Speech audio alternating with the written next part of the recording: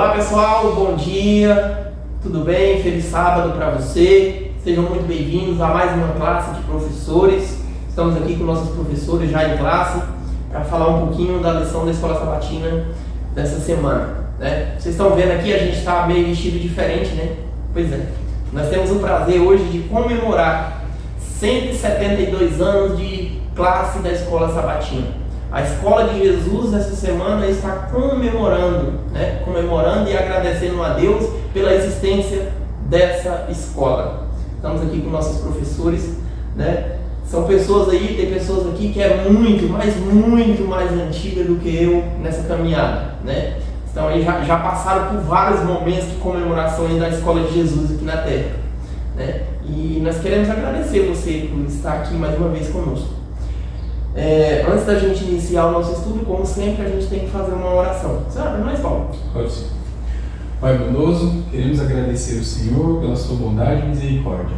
O Senhor Deus é Deus que nos dá a luz, é Deus que se preocupa conosco, que cuida de nós, mas também que nos ensina, não nos deixa na ignorância.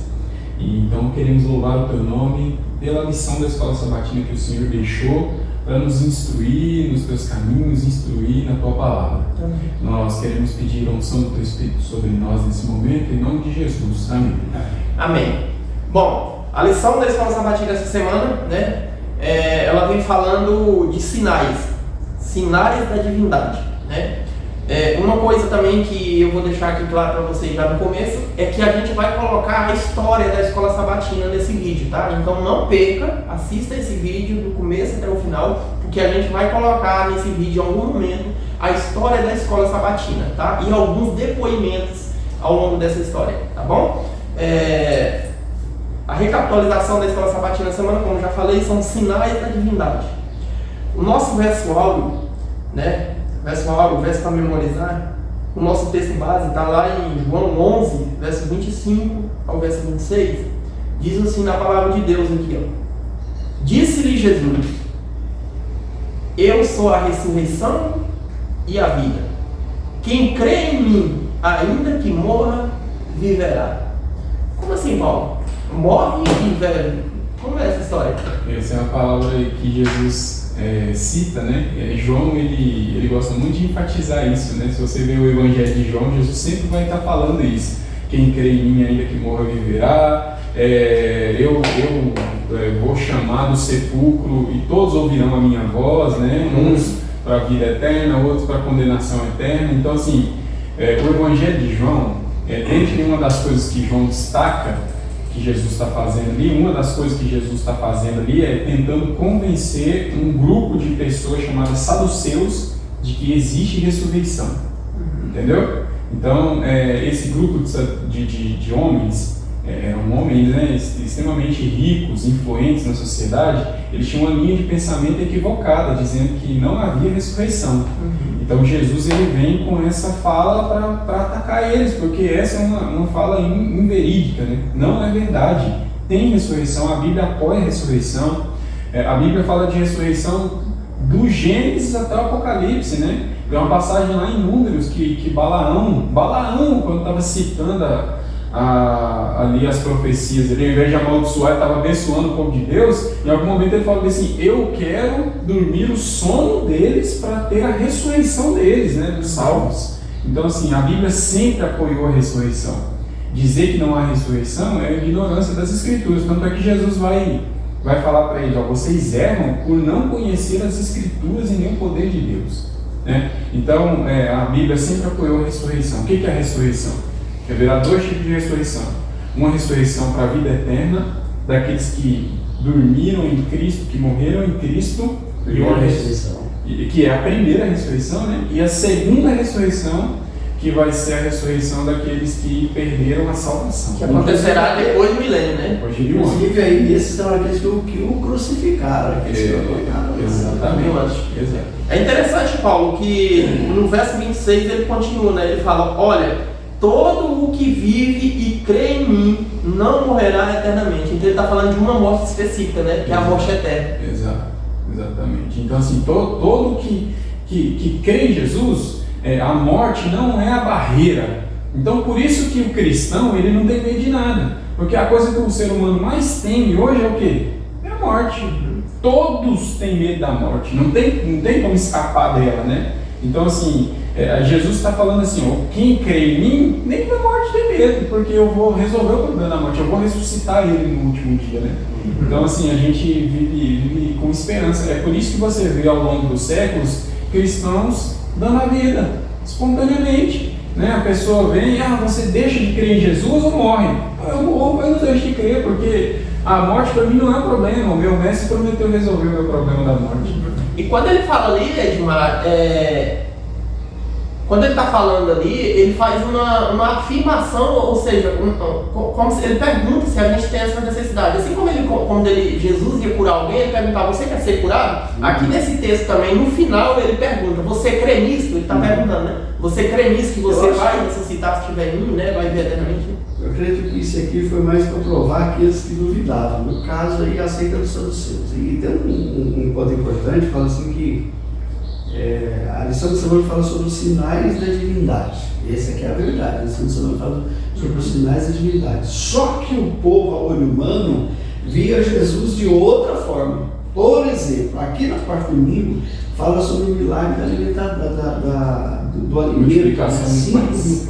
Interessante, a lição fala assim que quando Jesus fez aquilo ali, o pessoal falou assim, verdadeiramente tu és o profeta. E a lição diz que eles pegaram Jesus e queriam levar Jesus à força para se tornar rei.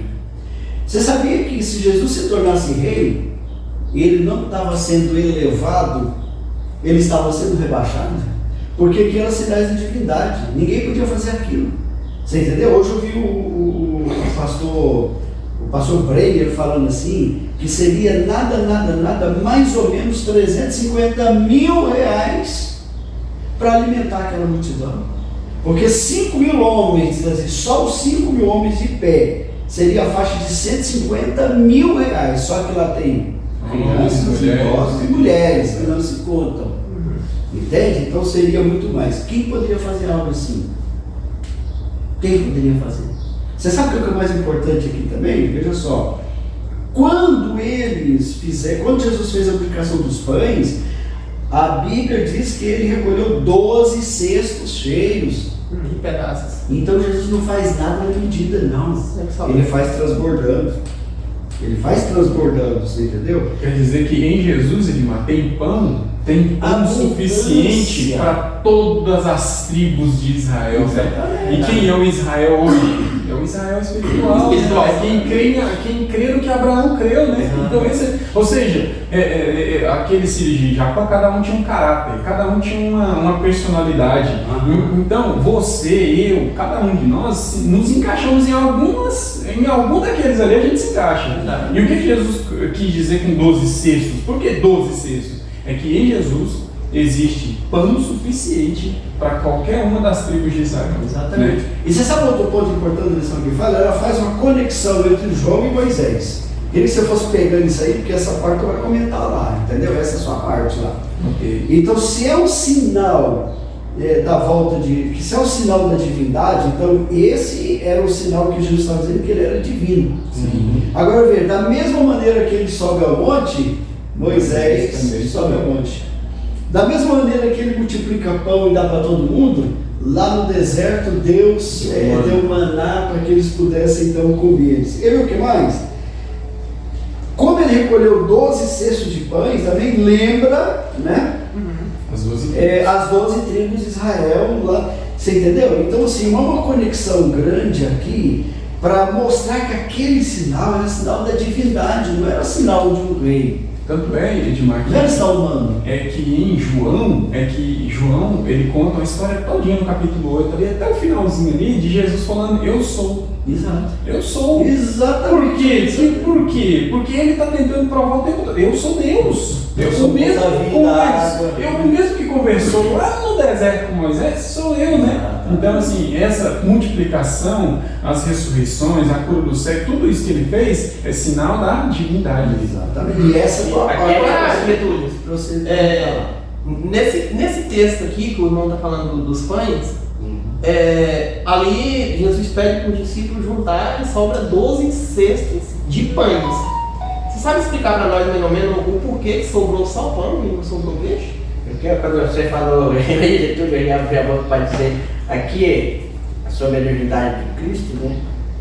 E como o irmão falou sobre a multiplicação de pães, ele também estava nos mostrando que ele era o Deus do passado que estava agora no presente.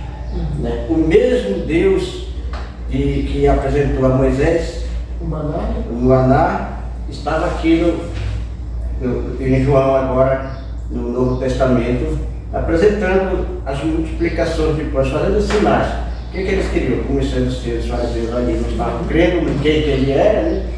Muitos até procuravam de quem é ele, como a cura do cego quando ele curou, ele disse, quem o curou? Quem foi que te curou? Que foi que o cego respondeu? Ele disse, foi Jesus. Jesus que me curou.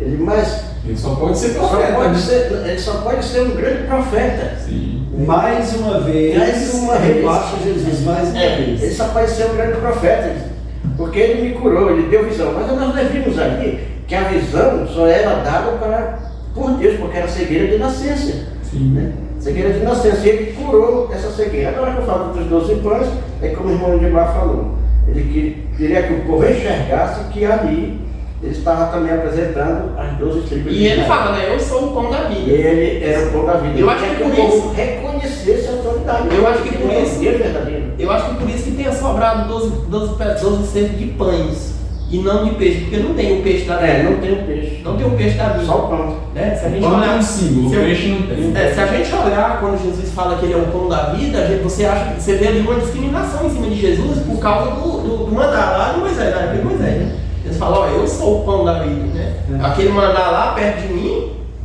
né? Não é nada, né? Eu sou o pão da vida. Aquele que comer do meu corpo, né? Se alimentar do meu corpo, Da minha carne. da minha carne, né? Esse aí vai ter... Então, olha só, vamos aqui. Na parte da cura do cego, né?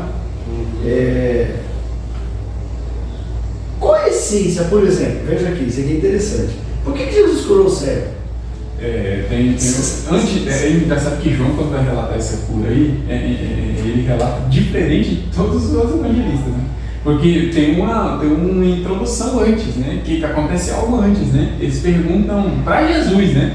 E foi bom ter perguntado para Jesus, porque Jesus desmistificou algo que, né? Qual é a pergunta que eles fizeram para Jesus? Quem pecou? O negócio é que, Paulo, eles fazem uma ligação entre pecado e doença. Não está errado. Não está O pecado é que traz doença. Sim, é só por causa do Eu pecado. aprendi que todos que pecavam adoeciam. Agora eu vi o pastor Claudio falando sobre isso aqui uma vez. Ele falou assim: ó, veja só, se ele nasceu cego, como é que ele pegou? Será que ele chutou? Chutou a barriga da mãe? O pecado ele tem causa direta com a doença. Né? Ele Então, leva a doença. não tem jeito. E por que alguém, por exemplo, tem um texto da irmã White que ela fala bem assim, olha, por que um feto ele não consegue lutar contra as doenças? Porque o pai enfraqueceu ali o feto, enfraqueceu o DNA, da droga, né? enfraqueceu, e aí ele não tem condições de resistir à doença que vem sobre ele. E por que o pai enfraqueceu? Porque pecou, você concorda? Então tem diretamente com o pecado. É a compreensão do judeu que estava equivocada. Qual que era a compreensão? Ele está pagando, ele merece. Se ele está doente, ele merece estar doente. Entendeu? As doenças têm que ver com o pecado. Todo tipo de doença tem que ver com o pecado. Só que o que o judeu estava entendendo é que era pagar. Como ele está pagando, ele merece o que ele tá passando aí. É isso que Jesus está corrigindo. Então o que Jesus está corrigindo ali? Ele está falando assim, nem ele e nem os pais dele. Ele não está, o que Jesus está querendo dizer, ele não merece o que ele está passando aí, não é merecimento, isso não é merecimento nem dos pais nem dele. Isso aí é para que a glória de Deus se manifeste na vida dele. Né? E hoje, então o que a gente aprende com essa resposta de Jesus? A gente aprende que Deus tem o controle de tudo nas mãos dele, tudo, nada escapa. Então, assim, se a gente entender que Deus está no trono, sentado, controlando tudo, a gente não tem aquela sensação de abandono mais, né? Até um cego, que nasceu cego, Deus tem o controle da situação da vida dele. E que aquela cegueira pode ser revertida para a glória soberana de Deus, entendeu? É isso que a gente entende. Você sabe o ponto importante aqui? A gente que está aqui, eu vou passar isso aqui para o Ademar e para o Elias. Se porventura eles saírem um pouquinho fora, vocês que estão aqui, me ajudem lá. Veja só, aqui, você sabe que é uma controvérsia muito grande? Porque um cego passou a ver, enquanto aqueles que viam se tornaram cegos. Sim. Sabe, esse aqui é o ponto da lição, esse é o nome da lição. Se eles não conseguirem chegar nesse ponto aqui, me ajudem lá vocês a lembrar porque aqueles se tornaram cegos. E é engraçado você falou isso, essa das histórias que eu leio rindo na Bíblia. Eu tenho algumas histórias que eu leio rindo, essa é uma delas. Porque em determinado momento, o cego fala bem assim, o que você... Eles vão no pai do cego, o pai falou bem dele, ele já tem... Você sabe o que ele fez? Você sabe o que ele fez, né? Porque ele tinha medo dos judeus. Sim, a Bíblia fala, ele tinha medo de ser expulso da sinagoga. Se realmente ele fosse contra o judeu, ele ia tacar fogo. Tacar fogo da casa dele. Sim, então assim, ele fala bem assim, ele já tem idade suficiente, vai ver com ele. Aí já é engraçado, né? Só que quando eles vão apertando o cara, né? Eles apertam o jeito, apertam. Ele fala bem assim, peraí, vem cá, vocês querem se tornar discípulo dele? A reação deles é engraçada porque... Seja você! É você que não vai segue Moisés! Eu lembro quando alguém, quando uma criança, assim, na fase de adolescência, você fala alguma coisa sobre a masculinidade dela, né? Sei lá, pô, então quer dizer que você tá de rosinha, você tá de brincadeirinha. Então, assim, lembra? É engraçado porque eles dão um pulo lá em cima, é você, é você. Criancice, rapaz, que é isso? Cegueira espiritual. Eu só falo uma coisa pra vocês, eu era cego. E todo mundo me conhece, todo mundo sabe que eu sou cego desde nascença. Sim, exato. Né? E eles não conseguem. E agora eu tô vendo. Aí é o que você falou, né? Então, o que era cego passou a ver e os que tinham visão passou a ser mais cego. Sabe de quem que a gente tá falando? A gente tá falando de gente experiente, de senhores sábios, quem conhece. Então você vê um cara cometendo uma atitude tão infantil dessa, é cegueira pura. Então o que a gente aprende com isso? A gente aprende que todas as vezes que a gente ignora a verdade, a justiça, a pureza, a nobreza, esses sentimentos bons, a gente fica cego, né? A gente fica cego. E a gente pode cometer criancice igual eles cometeram. Paulo, tem mais outra. A partir do momento que você vai rejeitando a voz do Espírito Santo, a partir do momento que você vai rejeitando a palavra de Deus, você já não passa a enxergar ela mais. Sim. Você vai criando uma certa resistência. E olha que eles tinham acesso, né? Exato. Um pouco de conhecimento que eles tinham, agora estava ficando o quê? Pervertido. Você está entendendo? Tem um texto de Isaías que ele fala bem assim, ó, falando de Lúcifer, né? Deus falando de Lúcifer lá, e ele fala bem assim, por causa do teu resplendor, por causa da sua beleza, você corrompeu a sua sabedoria. Então o que corrompe a sabedoria? É o cara egocentrismo. Ele começa a olhar só para si próprio. Então a sabedoria deles estava corrompida, né? Era para ser sábio, mas estavam corrompidos. Agora vamos entrar aqui na parte da extensão de dados. Nós temos 1 minuto para isso. 1 minuto já passou. Tudo isso. Vamos lá, importante, veja só. Qual é a essência, né?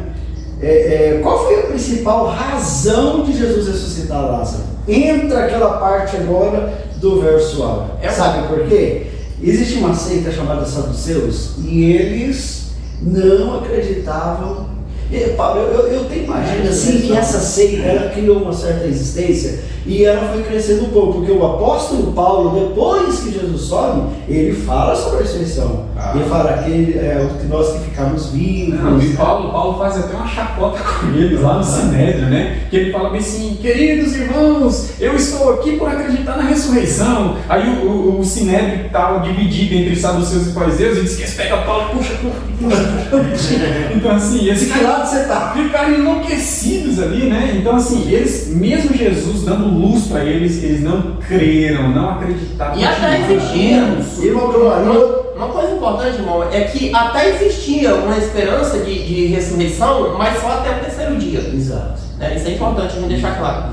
Exatamente. Um ponto importante que o senhor ressaltasse lá. Primeiro, veja só, a ressurreição de Lázaro foi o milagre que mais, como é que eu diria aqui, que mais aprovou a divindade de Jesus. Porque ninguém fazia aquilo. Foi o último, viu? Foi o último. Foi o último. Isso aí, Cronologicamente foi o último. e você sabe que ela bateu o martelo. Sim, ela bateu o martelo para isso. Aquilo é um milagre. Decretou a morte de Jesus. E é a última oportunidade que Jesus estava dando para eles crerem.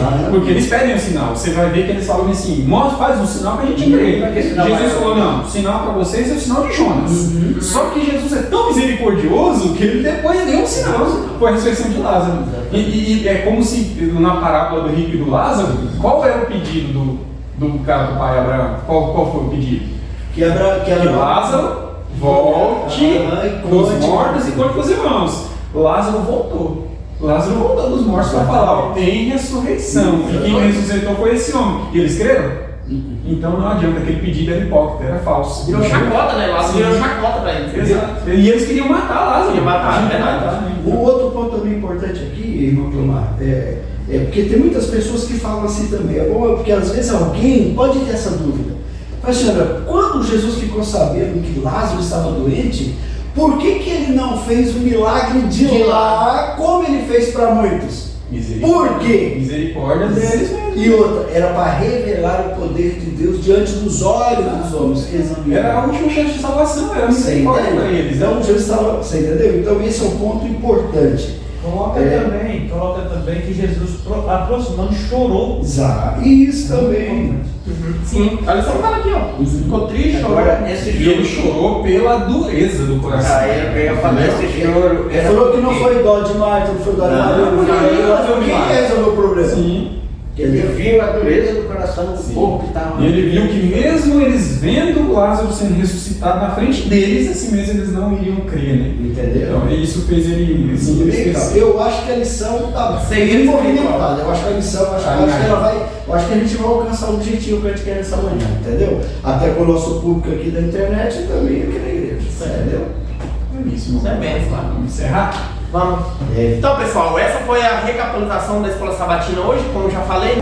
Nós estamos completando 172 anos da Escola de Jesus aqui na Terra, né? E nós queremos agradecer você mais uma vez por participar desse momento aqui, tá bom? Então agora nós vamos finalizar porque nós vamos descer para o salão da igreja. Junto com toda a igreja a gente vai recapitular mais uma vez essa lição com muito mais detalhes, com muito mais uma experiência ali, tá bom? Então a gente vai finalizar com a oração e esperamos você aqui no próximo sábado. Querido Pai Celestial, obrigado por mais essa oportunidade que o Senhor nos dá de estar aqui mais uma vez neste sábado, para te adorar, para aprender mais do Senhor. Obrigado porque hoje é um dia que o céu está em festa, porque a Escola de Jesus aqui na Terra está completando mais um ano de existência. Neste momento nós vamos descer para o salão da igreja, aonde vamos reunir com todos os membros e visitantes para recapitular mais uma vez a Escola Sabatina e aprender muito mais daquilo que o Senhor deseja que nós aprendemos.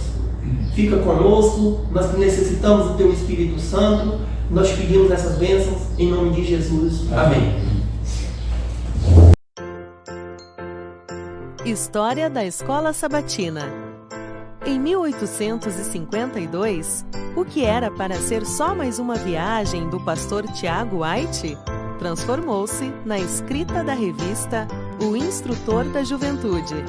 A igreja ainda não tinha nome e os crentes se identificavam como Movimento Adventista.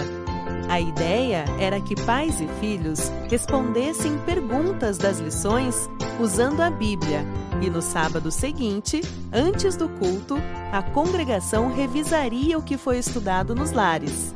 Neste mesmo ano, em 1852, foi organizada a primeira escola sabatina que temos notícia, em Nova York, nos Estados Unidos.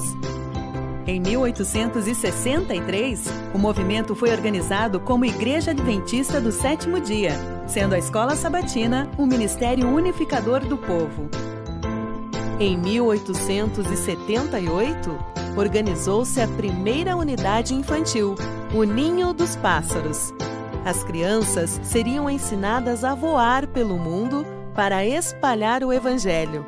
Em 1890, as ofertas da escola sabatina construíram um navio, enviado à ilha de Pitcairn, no Pacífico. Toda a população de 82 pessoas foi batizada. Na década de 1920, as estatísticas de crescimento influenciadas pela escola sabatina motivaram a liderança a reconhecê-la como coração da igreja. Hoje, são mais de 20 milhões de alunos em mais de 200 países. O fato é que não existe congregação adventista sem escola sabatina.